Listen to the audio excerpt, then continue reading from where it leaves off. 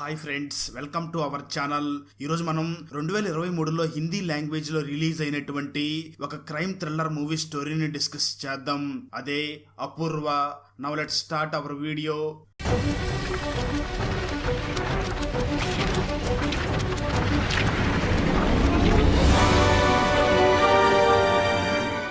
Video start చేసే ముందు చిన్న రిక్వెస్ట్ ఫ్రెండ్స్, ఈ ఛానల్ తో పాటు మేము ఓపెన్ చేసిన మరో 2 ఛానల్స్ ని కూడా సబ్స్క్రైబ్ చేసి రెగ్యులర్ గా వీడియోస్ ని పొందండి. ఆ ఛానల్ లింక్స్ ని కూడా ఈ వీడియో డిస్క్రిప్షన్ లో ఇచ్చాం. ఓపెన్ చేస్తే 3 వ్యక్తులు ఒక కారులో చంబల్ నుండి వేరే ప్లేస్ కి వెళుతూ ఉంటారు. ఆ కారులో చాలా బంగారం ఉంటుంది. ఆ కారులో ఉండే ఒక వ్యక్తి అమ్మాయి పెళ్లి కోసం అవన్నీ తీసుకుని వెళుతూ ఉంటారు. వాళ్ళు చంబల్ చాలా డేంజరస్ ప్లేస్ అని, ఎంత తొందరగా వీలైతే అంత తొందరగా ఇక్కడి నుంచి వెళ్లిపోవాలి, ఈ ప్లేస్ ని వెంటనే దాటి ముందుకు వెళ్ళాలి అని అనుకుంటూ ఉంటారు. కానీ అంతలోనే ఆ కారు మీద కొంతమంది షూట్ చేస్తారు. ఆ కారులో ఉన్న ఆ పెళ్లి కూతురు తండ్రి ఠాగూర్ అక్కడికక్కడే చనిపోతాడు. అప్పుడు ఆ 4 దొంగలు ఆ కారు దగ్గరికి వస్తారు. ఆ గ్యాంగ్ లోని మెయిన్ దొంగ పేరు జుగ్ను, మిగతా 3 పేర్లు సుక్క, బల్లి, చోట. ఆ తర్వాత సుక్క ఇంకా మిగతా దొంగలు ఆ కారు డ్రైవర్ ని కూడా కొట్టి చంపేస్తారు.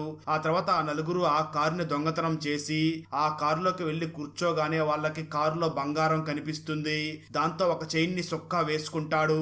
ఆ తర్వాత వాళ్ళు వేరే ప్లేస్ కి వెళ్లి ఆ బంగారాన్ని అంతా ఒక వ్యక్తికి ఇస్తారు. ఆ తర్వాత అందులో ఒక చైన్ లేదని ఆ వ్యక్తి అడుగుతాడు. అప్పుడు సుక్క ఆ చైన్ ని నేనే వేసుకున్నాను అని చూపిస్తాడు.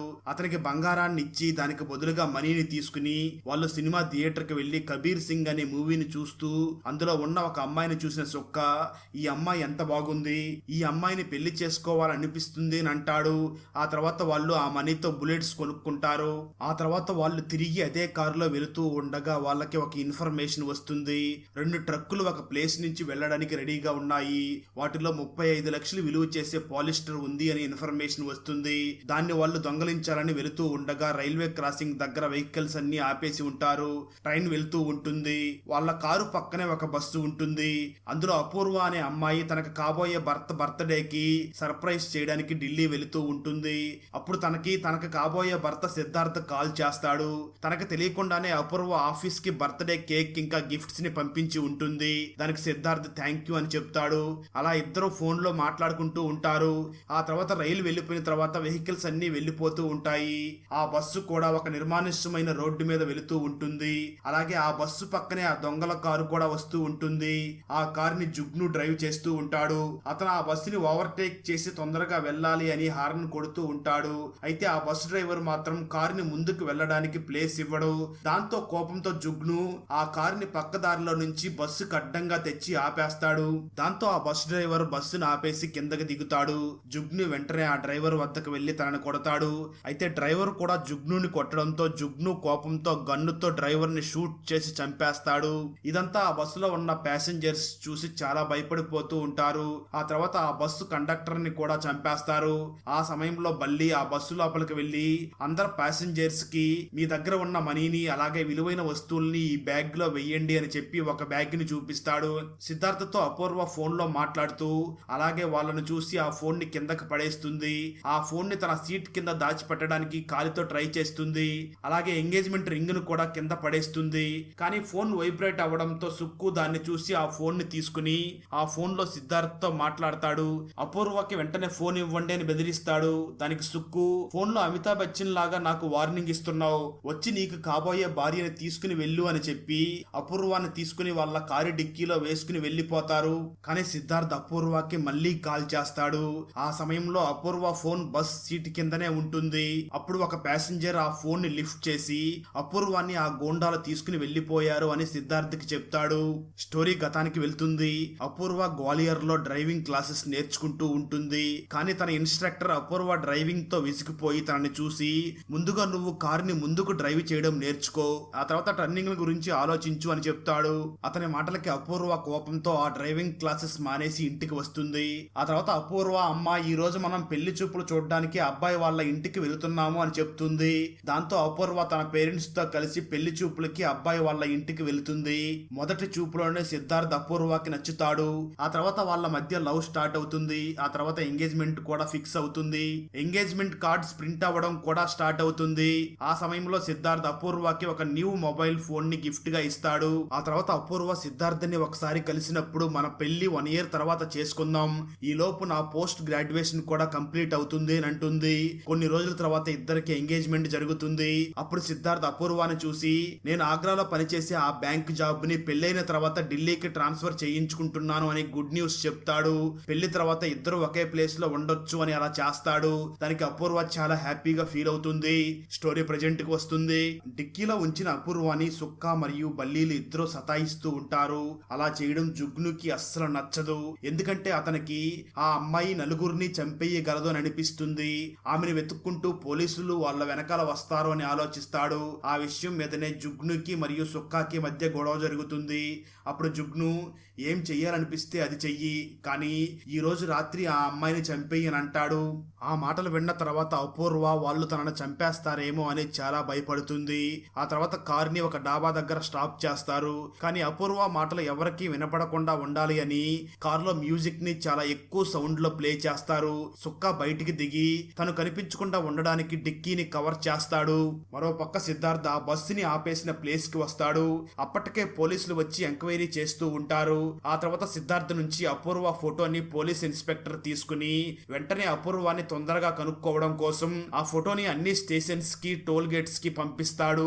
ఆ తర్వాత ఆ పోలీస్ ఇన్స్పెక్టర్ సిద్ధార్థ్ ని చూసి, వీళ్ళు ఇంతవరకు 10 కిలోమీటర్ల దూరంలో ఉన్న మొరీనా అనే టోల్ గేట్ ని ఇంకా దాటలేదు, అంటే ఒకవేళ వాళ్ళని వెతకాలి అంటే 10 కిలోమీటర్ల లోపలే వెతకాలి అని అంటాడు.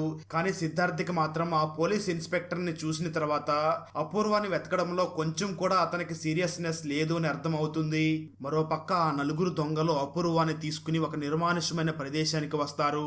అక్కడ ఒక పాత ట్రైన్ సగభాగం ఉంటుంది. ఆ నలుగురు అపూర్వాన్ని అక్కడికి తీసుకుని వెళ్లి తనతో చాలా బ్యాడ్ గా బిహేవ్ చేస్తారు. ఆ తర్వాత అపూర్వ అక్కడి నుంచి పారిపోవడానికి ట్రై చేస్తుంది. అప్పుడు చోట అపూర్వాన్ని ఒక చెంప దెబ్బ కొట్టడంతో తను స్పృహ తప్పి పడిపోతుంది. ఇదంతా చూసి జుగ్ను చాలా బాధపడతాడు. ఆ తర్వాత ముగ్గురు దొంగలు బయటికి వెళ్తారు. కానీ జుగ్ను ఒంటరిగా అక్కడే ఉండి అపూర్వ బ్రతికే ఉందా లేదా అని చాలా రకాల టెస్టులు చేస్తాడు. ఆ తర్వాత అందరూ బయట కూర్చుని సిగరెట్స్ తాగుతూ ఉంటారు. అప్పుడే అటువైపుగా ఒక వ్యక్తి వెళుతూ ఉంటాడు. అతన్ని చూసి ఆ దొంగలు అతన్ని పట్టుకుంటారు. ఆ తర్వాత ఆ వ్యక్తి సుక్కాని చూసి, నేను ఒక జ్యోతిష్యుడిని, నన్ను చంపొద్దు, వదిలిపెట్టండి అని రిక్వెస్ట్ చేస్తాడు. దానికి వాళ్ళు బాగా నవ్వుతారు. ఆ తర్వాత వాళ్ళు ఆ జ్యోతిష్యుడిని కూడా అపూర్వ దగ్గరే కాళ్ళు చేతులు కట్టేసి పడుకోబెడతారు. సుక్క, బల్లి, చోట అపూర్వతో బలవంతంగా తప్పు చేయడానికి ఆలోచిస్తూ ఉంటారు. ఆ తర్వాత ఆ నలుగురు ఫస్ట్ ఎవరు అపూర్వాన్ని అనుభవించాలని ఆలోచిస్తూ, మన నలుగురులో ఎవరైతే ఎక్కువ టాయిలెట్ పోస్తారో వాళ్లే ఫస్ట్ అపూర్వాన్ని అనుభవించవచ్చు అని బెట్ కట్టుకుంటారు. ఆ బెట్ లో సుక్కా గెలుస్తాడు. అదే సమయంలో అపూర్వకి స్పృహ వస్తుంది. ఆ తర్వాత తను ఆ జ్యోతిష్యుడిని చూసి సైలెంట్ గా ఉండమని చెప్తుంది. ఆ సమయంలో సుక్క చోటాని చూసి వాటర్ తీసుకురమ్మని చెప్తాడు. బకెట్ కోసం చోటా లోపలికి వస్తాడు. అప్పుడు అపూర్వ ఇంతకు ముందు ఉన్న ప్లేస్ లో కాకుండా ముందుకు జరిగింది అని గమనిస్తాడు. కానీ చోటా దాన్ని పెద్దగా పట్టించుకోకుండా ఆ బకెట్ తీసుకుని వెళ్లిపోతాడు. ఆ తర్వాత జుగ్ను, మనకి ఈ రోజు పనుంది, అందుకే ఈ ఇద్దరిని రేపు చంపుదామని అంటాడు. ఆ తర్వాత అపూర్వ ఆ జ్యోతిష్యుడికి కట్టులు విప్పేస్తుంది. దాంతో ఇద్దరు అక్కడి నుంచి వేరే దారి నుంచి తప్పించుకుని వెళ్లిపోతూ ఉంటారు. అప్పుడే చోటా ఆ బకెట్ లో నుంచి నీళ్లు తీసుకుని వస్తూ ఉంటాడు. పొరపాటున పరిగెత్తుకుంటూ వేగంగా చూసుకోకుండా అపూర్వ తనని గుద్దేస్తుంది. ఇద్దరు కింద పడిపోతారు. దాంతో చోట అపూర్వాన్ని పట్టుకుంటాడు.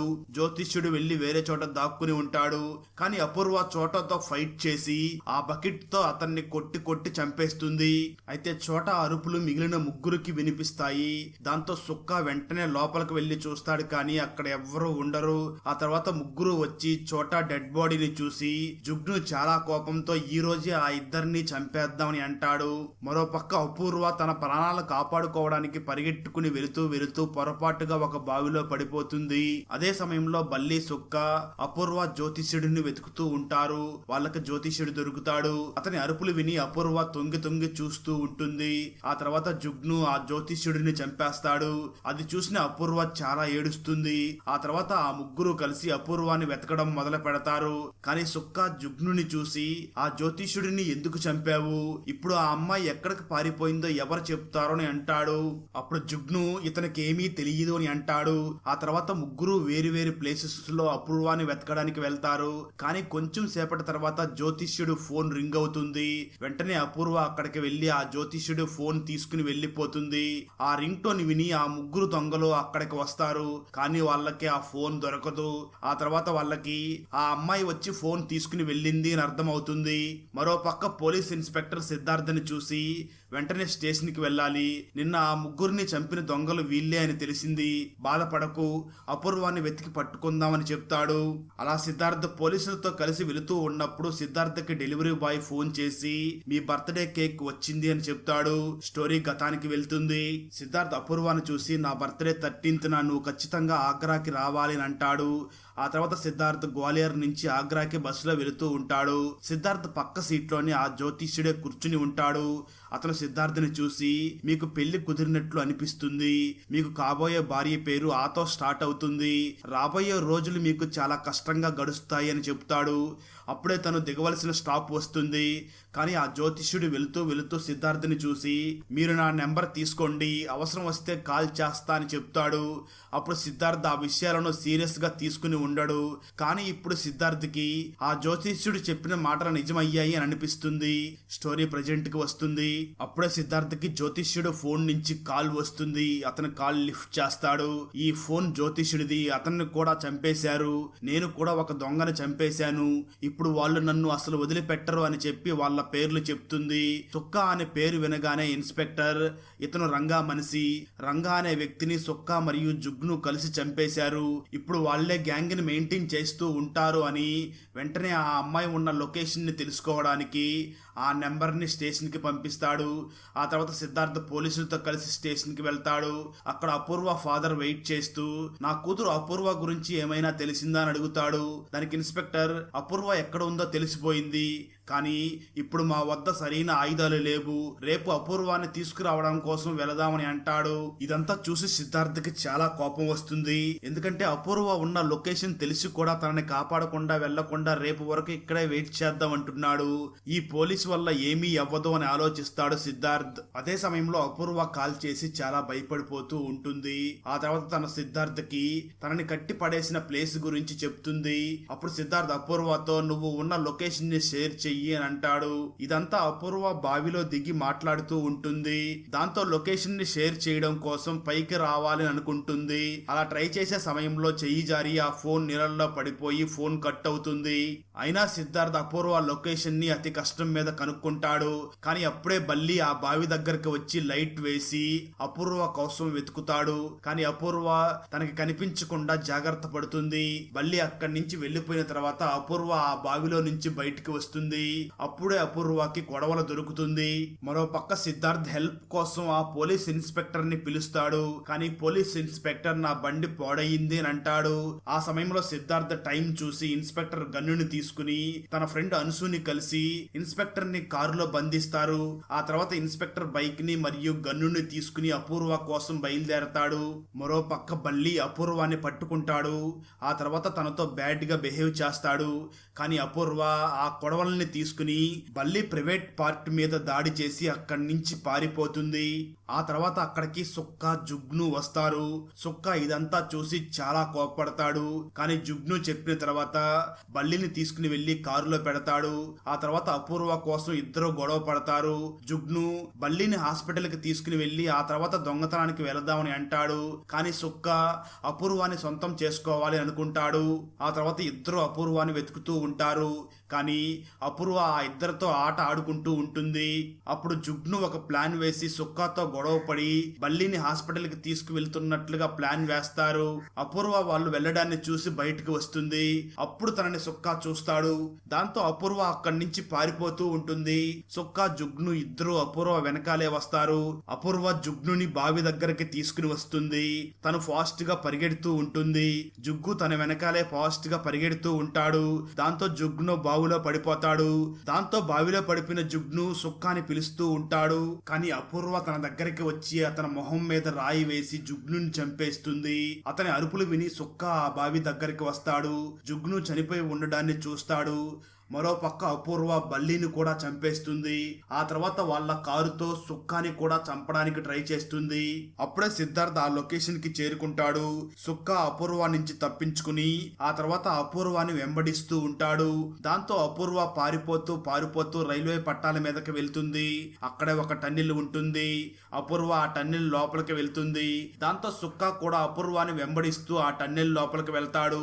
ఆ సమయంలో సుక్క కాలు రైల్వే పట్టాల మధ్యలో ఇరుక్కుపోతుంది. దాంతో అపూర్వ రాళ్లు తీసుకుని సుక్క మీద దాడి చేస్తూ ఉంటుంది.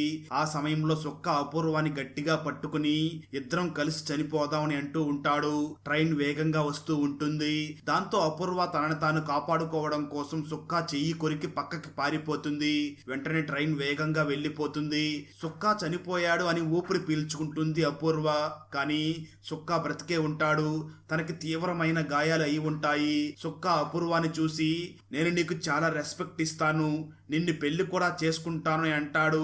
అపూర్వ తన మాటలు ఏమీ పట్టించుకోకుండా పెద్ద రాయి తీసుకుని వెళ్లి సుక్క తల మీద వేసి తనని చంపేస్తుంది. ఆ తర్వాత అపూర్వకి దగ్గరలో ఒక కంట్రోల్ రూమ్ కనిపించడంతో వెంటనే అక్కడికి వెళ్లి ఫోన్ తీసుకుని సిద్ధార్థకి ఫోన్ చేస్తుంది. ఈ విధంగా అపూర్వ తనని తాను కాపాడుకుంటుంది. అక్కడతో మూవీ అయిపోతుంది. ఫ్రెండ్స్, వీడియో నచ్చినట్లయితే లైక్ చేసి ఒక చిన్న కామెంట్ చేస్తే మాకు నెక్స్ట్ వీడియో చేయడానికి ఎంకరేజింగ్ గా ఉంటుంది. అలాగే ఛానల్ ని సబ్స్క్రైబ్ చేసి పక్కనే ఉన్న బెల్ ఐకాన్ ని క్లిక్ చేసి సపోర్ట్ చేయండి. ఈ movie Disney plus hot star లో స్ట్రీమ్ అవుతుంది. Thanks for watching. జై హింద్.